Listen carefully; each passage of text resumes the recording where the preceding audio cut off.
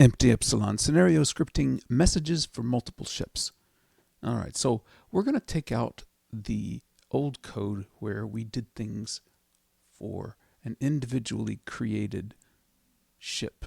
And what we're going to do is we're going to take advantage of this function onNewPlayerShip, which lets you call a function to do whatever you want to do whenever a player ship is created. In this function, the variable that gets passed in is the ship that just got created. So what we'll do is we're going to, first of all, set the ship in the place that we want to set it, which is 10,000, 10,000 like we did previously. The next thing we want to do is we want to add a message to the ship log like we had before, which essentially says destroy the Craylor station. So this way, any ship that gets created gets this message, and it also gets placed in the right place. So let's save that and run it and see what happens.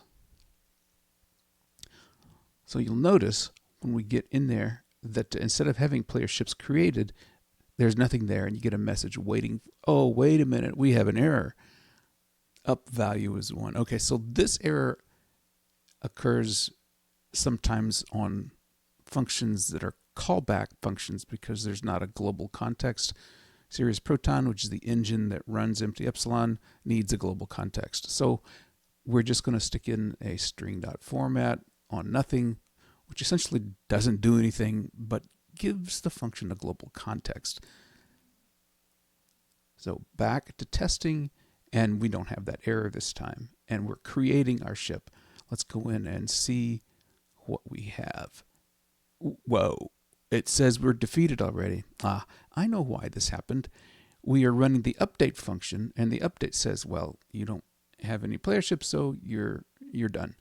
What we need to do is say, well, we don't want to do that whenever it's paused.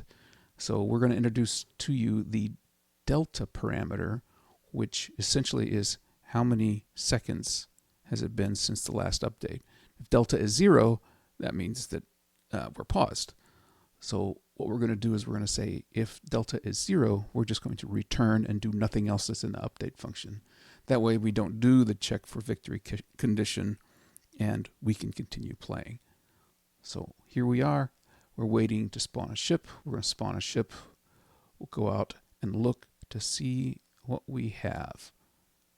The ship is spawned. I'm just going to send him off in a direction. Let us create another ship and spawn it. Okay, so let's go back to the first ship and see what we have for messages. Yeah, there we have destroy the Craylor station. Notice it occurred at time index 0.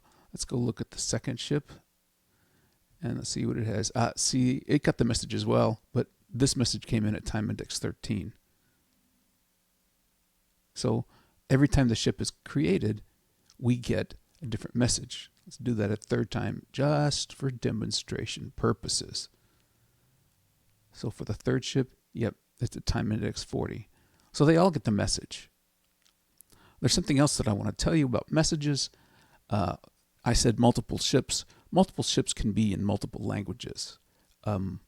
We have people that translate our scenarios, and they have come up with a context to help translation. So there's a function that was added for translation, and it's just the underscore function. Those contexts that I looked at help the translators know where to go to test the messages. So the first one I put in was for a ship log, for a goal. The next one is for a main screen message. Putting these strings in the translation function with the context facilitates a translator taking your scenario and making it good for people who don't speak English. So we'll just run the scenario and you can see that there's no difference in terms of what comes out on this side, but putting that around your strings helps the translators